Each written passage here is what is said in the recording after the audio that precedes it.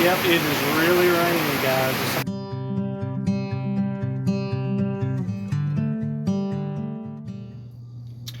Well, good morning. I say morning because it is Monday morning, August 28th.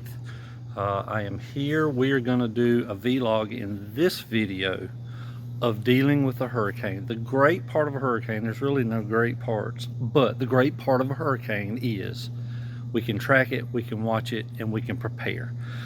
So here in South Carolina, the hurricane that is coming up out of the Gulf will be coming toward us, and we will be feeling some impacts of it. How much, I don't know. We will not know until like Wednesday night, Thursday. And so I'm going to take you along that journey, show you how we here, when you live on the coast, you have to deal with hurricanes. So I'm going to show you how we deal with it, how we prep for it, and our journey through a hurricane. So come on along. It moves into western Cuba. Western Cuba, my friends, we could see landslides and flooding. A developing hurricane right on top of western Cuba as we go throughout the day today, then lift into the north. And I do believe this will become a major hurricane. We've been talking about this since last week. Just because of the water temperatures in the eastern Gulf of Mexico. Again, the models did not do a good job of latching onto the development out of this. They're computers, and they do take into account water temperatures, but I don't think they take into account how impactful they can be. So again, the computers have limitations, and that's why I try to look at everything else for you. With that said, here are the Okay, so hurricane preparation. If you don't live in an area where hurricanes are a possibility, may not understand all that we look at, things we determine how to handle a storm. Okay, like I said before, luckily with hurricanes, we can know as far as 5 or 6 days out that a hurricane is coming. So we have the opportunity to, you know, set up and be prepared, make decisions based on information coming in from the hurricane. Like this hurricane coming up now, we know right now is building in the Caribbean. And so today's Monday. So we here in Myrtle Beach, South Carolina are going to be dealing with the effects of what's left over come around late Wednesday night or Thursday as of right now. So we have 3 days to really prepare. You do repair after. So what do I look at when I think of hurricane preparation? Okay, number one, the biggest thing is how wide and big is the storm going to be and how strong is it going to get? Okay, that's hard to determine, but as of right now, we know that a possible landfall will come in the panhandle of Florida, right in the crook of Florida, and it could be possibly a Category 3 hurricane, which is a major hurricane. Might not be as big in size, like in diameter, as major hurricanes can get to. But by the time the eye hits the panhandle of Florida, the outer bands on the northern end of the storm will be affecting northern Georgia and southern South Carolina. Now, in Myrtle Beach, we're on the northeast corner, so that means we may start feeling effects as soon as Wednesday. Okay, that's good information to know. And so the way I look at it is, by then we will know the direction of the storm. Why does the direction of the storm matter?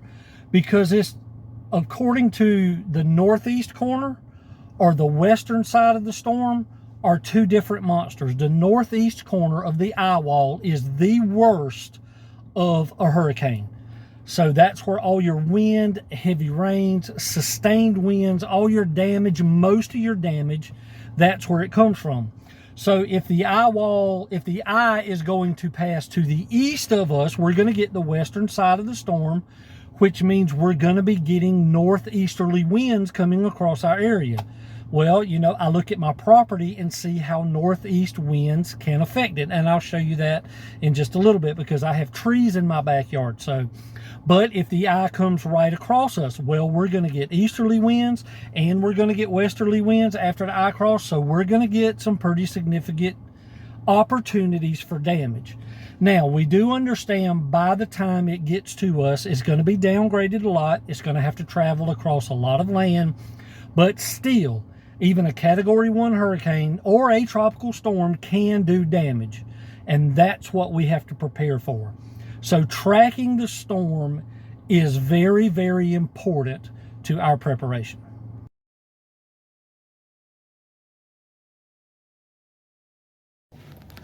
All right, so I am here at a local retail store that sells a lot of stuff.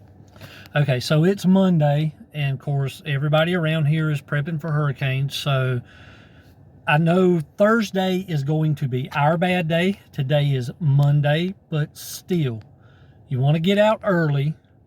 You want to try to get the stuff you need to get you through 3 or 4 days, 5 days for us. So here's the way I look at it. The reason I say that. I don't want to be last minute. I am a guy who normally buys groceries every 3 or 4 days anyway, just because I like fresh ingredients and I cook a lot. So I like to have fresh vegetables and fresh meats and stuff like that, okay? So today's my day to shop anyway. I was coming to get some groceries. So now I'm preparing in my mind, well, what are some things I can get if we lose power? Stuff like, we call it nabs, crackers, of course, bread. And we don't have babies, so milk is not a big issue, but peanut butter, we can make peanut butter sandwiches for a day or two if we need to. So things along those lines I'm thinking about getting with my normal grocery run, because, you know, we've got tonight, Tuesday night, Wednesday night, we're going to be okay. So I'll meal prep for those nights, and then got to be prepared for Thursday and Friday. What if the storm gets bad? What if we get a lot of water and it messes up our, you know, I'm on city water, but still you can have issues where you have to boil water. So get cases of water and things along those lines that can get me through a good length of time. Because also we have to look at here, you know, if things are out Thursday and Friday, well, then we have the weekend. It's Labor Day. There may be a lot of tourists here. A lot of our supplies are going to be kind of drained.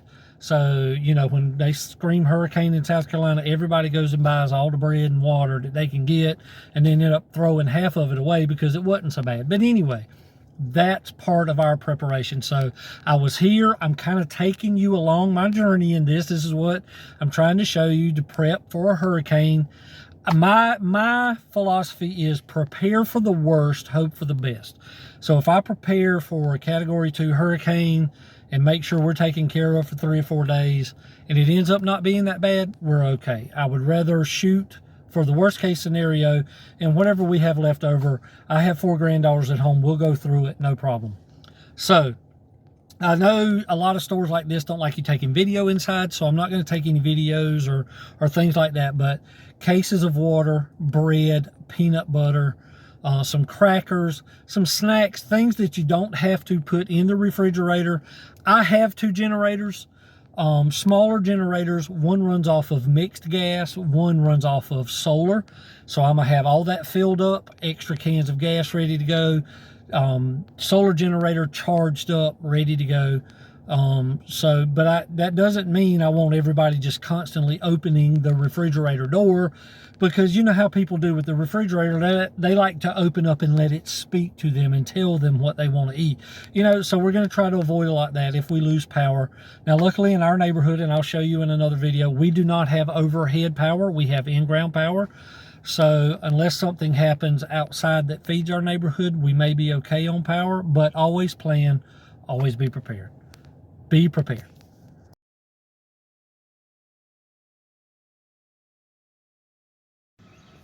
All right, so Tuesday morning, I think yesterday I accomplished everything I needed. I think we are pretty much set up for a good 2 or 3 days. If we were to lose power and it end up being like really, really bad, which I don't think it's going to come to that, but I like to over prepare and be ready, because sometimes if it does get a little bit worse, some people aren't prepared. At least we're prepared and we can help other people, right? So just on a day like today, I got up, like I say, Tuesday morning. We're not expecting any outer bands or any weather from the storm till tomorrow afternoon. It has increased from a tropical storm to a Category 1 hurricane. It has picked up a little bit of speed, which means it may get here a little bit sooner than we're expecting. The track is pretty much staying the same, which is going to put us on the north side of the storm, the eye wall. And so we'll have to prepare for those things because wind direction for me is important, and I'll show you why. All right, so for me, in my personal property, when it comes to storms, I have one big issue that I worry about more than anything. Out front, I'm in my backyard. Out front, we don't have any big trees, power lines, anything like that. All our power is in the ground. For me, as you can see behind me, I'm standing right here at my back porch. So my backyard is roughly about 25 yards away from my house. And so behind that is wetlands. And I'll tilt it up so you can see we have huge, I've got one oak tree and several big pine trees. So now out of this corner of my yard, let me see if I can point it right. Out of that corner of my yard, when I stand on my back porch, that is due east. I can watch the sun come up through the trees over the house and set on the other corner. This corner of my yard is actually north. So my fence sits northeast. So just according to how the storm goes, if the storm passes south of Myrtle Beach, the eye does, then we're gonna have an easterly wind coming onshore, which means all this will be blowing towards my house. And with these big pine trees, this big oak tree, stuff like that, this is wetlands, although it has been dry, which is good. We're expecting 3 to 5 inches of rain. So my big concern is trees, and we'll keep an eye on that, and as the storm comes through, we'll show you how it goes. Alrighty, good morning guys. It is Wednesday morning, August 30th. Idalia, the hurricane, has now increased to a Category 3 hurricane with 125-mile-an-hour sustained winds. It's about 7:30 in the morning. I just checked the weather. And so as you can see, I'll try to show you this. I don't know how well it's going to pick up on camera, but it's just this gloomy gray, kind of what we call a blah kind of day.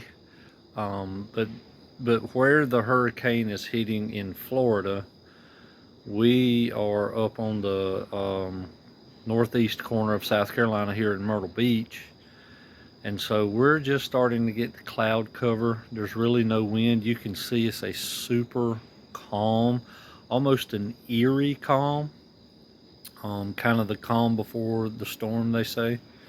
So just letting you see the trees there, how you can see they are super still, other than the 2 squirrels that have been running around over here for a few minutes. But so this is our Wednesday morning checkup for us here today. It is supposed to get really nasty this afternoon through the night and into tomorrow, Thursday. So I'll keep you posted.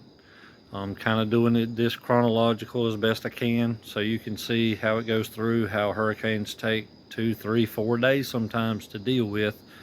And so that's it so far, nice and calm. We're supposed to get tropical storm force winds here, which are still fairly dangerous in themselves, plus a lot of rain, 3 to 5 inches.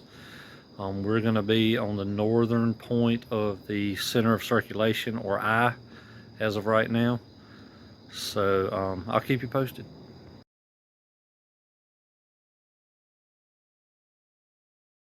The first part of the home.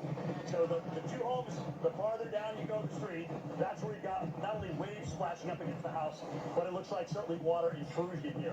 Right, come around this way before we pivot to the right. I want to show everybody the Gulf of Mexico here. We're actually almost rain-free right now. There's a little drizzle coming down, but this is the water coming in. All right, and you can see it with this little hotel just, to our, kind of the lower side of the building here, just to our left. The water has come in and almost rolled to the top of that first little overhang, which is incredible. We've actually had door damage on this first door, Brad. You can see what looks like the framing that's actually come out now. So that's the door. So there's water easily in to that first room there. So it's right at about 9 a.m.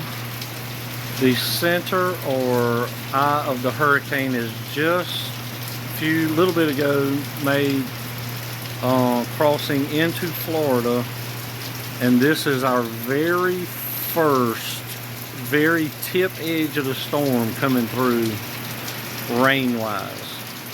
And as in typical tropical storms, it's real heavy rain for a few minutes and then it'll calm down normally. So it's here.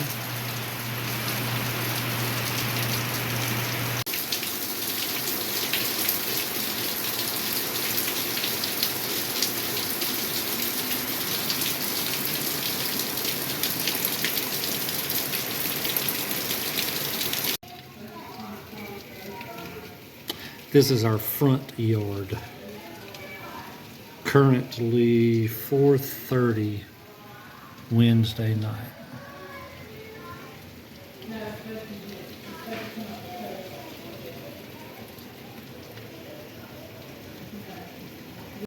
A tornado warning has been issued for our area. We've got a storm surge warning there from the Georgia, South Carolina border area up past Charleston, and a watch for some of the sounds here in eastern North Carolina as the system's departing. And you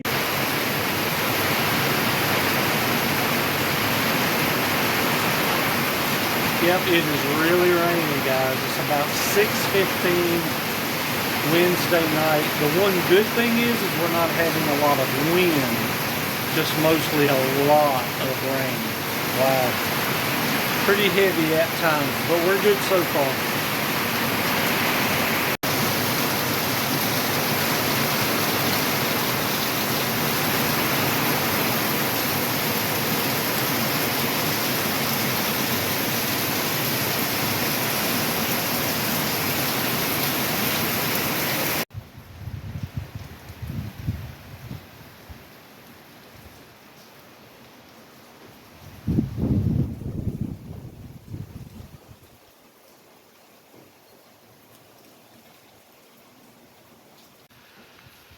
All right, so it's about 7:30. We're starting to lose light for the first time.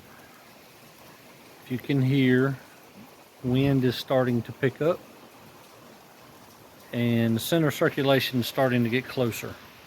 Center circulation here is going to be early morning, like 2 or 3. There's a nice gust coming through right there. But the good news is the wind is blowing this way, which means it will not be blowing anything towards my house. So our winds will come out of the south and the southeast. And so it'll blow towards these trees, or it'll blow across my yard and the trees this way, which doesn't mean we won't get a tree come down, but it's a good chance that if a tree does come down, it won't be directly towards my house, and we'd be, you know, awakened at 2-3 o'clock in the morning by a big boom because of a tree hit. So there you go. That's our update, last one for Wednesday. Unless there's an emergency through the middle of the night, we will see you Thursday morning as this storm is wrapping up and we can get rid of it. All right, so here we are Thursday morning, right at about 7:30 Eastern Standard Time. Hopefully you can pick up on camera how quickly the clouds are moving. That's usually something you see in tropical systems. There's a good gust of wind, not super high, maybe about 8 or 10 miles an hour. We get these little gusts. The temperature is a lot cooler, which usually happens with tropical systems, but as you can see, we never lost power. All the trees are standing. Everything's good and clear. Sometimes on this fence, these panels will blow out in high winds or different things, but none of that. So pretty decent night, pretty safe night. I slept like a baby. So that's pretty much it, guys. That's our experience with Hurricane Idalia. I know it's now a tropical storm and moving out into the Atlantic Ocean to be gone and now just be history. All right, boys and girls, that is going to wrap it up for this episode.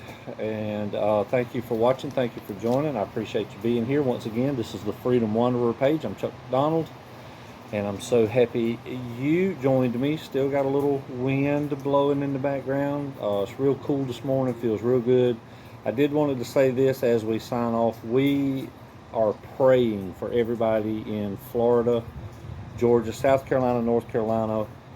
I know Florida, where the impact first hit in what they call it, the Big Bend, or the Panhandle of Florida, there was significant damage. Listen, I know it's simple for us here because we just got tropical storm force winds and a little bit of rain, and people have lost their homes. A few people have even lost their lives in this. Natural disasters are not a joke. They're not to be played around with. I don't want it to seem that way on this video.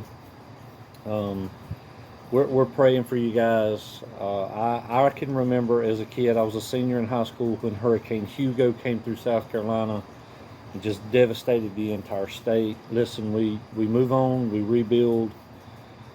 It's just property, it's just houses. I know there's a lot of personal possessions, a lot of emotional things people have to go through. I get it. And we are praying for you guys. And we'll just rebuild and move on. We're still family, we're still friends. We're here for you guys. We're praying for you, thinking about you as we rebuild. And so once again, boys and girls, I'll wrap it up with that. Want everybody in Florida to know we're thinking about them and understand the situation.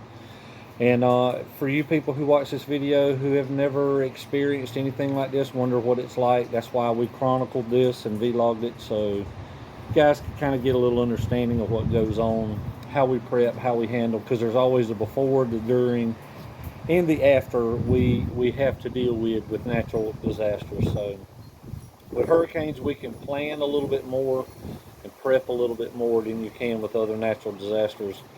So I hope everybody was taken care of. So anyway, sorry for rambling, but just wanted to get that out there. Thank you guys for watching. We'll see you next time.